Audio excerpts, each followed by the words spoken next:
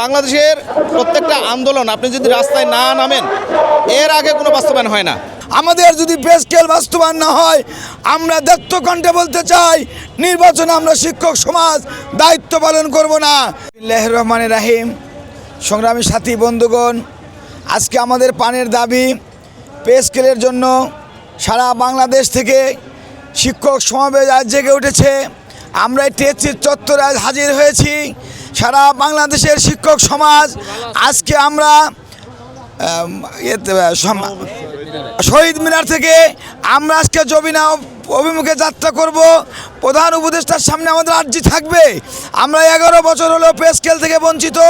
কেন আমাদের শিক্ষক সমাজকে পদে পদে পদচালিত করা হচ্ছে?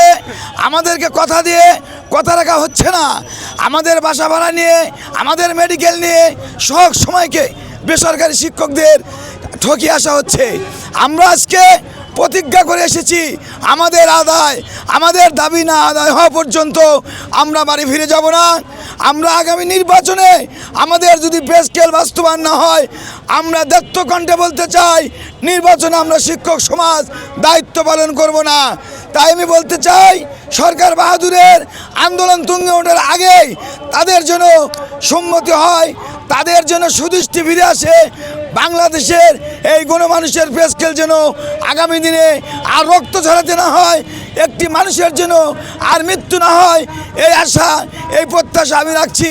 সকল আন্দোলনের আগেই যেন এই পে স্কেল বাস্তবায়ন হয়, এই আশা এবং প্রত্যাশায় আমি আমার কথা শেষ করছি। সবাইকে ধন্যবাদ, সবাই ভালো থাকবেন। আর নবম পে স্কেল আমরা বাস্তবায়নের জন্যে আজকে শহীদ মিনারে আমরা উপস্থিত হয়েছি।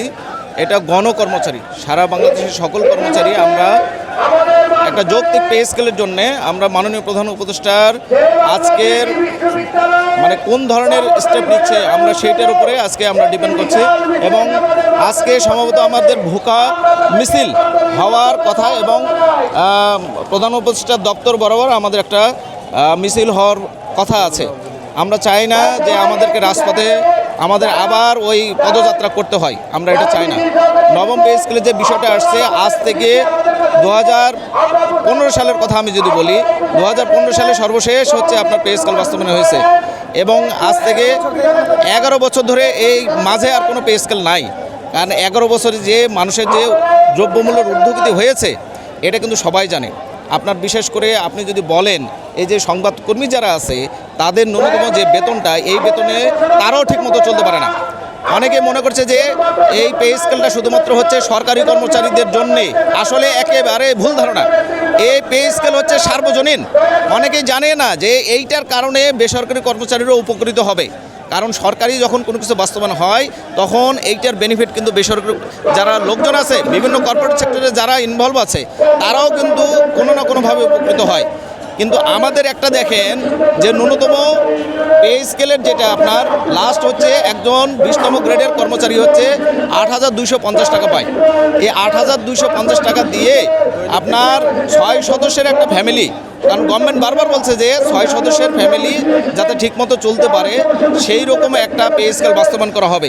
কিন্তু কথা হলো যে আমি সব কিছু করলাম, আমি সুপারিশ করলাম, কিন্তু আমি গেজেট করলাম না, তাহলে তো আমার বাস্তবায়ন হলো না। কারণ বাংলাদেশের প্রত্যেকটা আন্দোলন আপনি যদি রাস্তায় না নামেন এর আগে কোনো বাস্তবায়ন হয় না। এই সংস্কৃতি থেকে আমাদের বেরোয় আসতে হবে। কারণ বাংলাদেশের প্রেক্ষাপটে আমরা দেখছি যে রাস্তায় ওই জল কামান নিক্ষেপ বলেন, আপনার মারামারি বলেন, ওই পুলিশে এসে লাঠিপিটা করবে, তারপরে সরকারের হচ্ছে টনক নড়বে, তারপরে সরকার প্রধান জানতে পারে যে না আসলে এখানে কোনো ঝামেলা হয়েছে।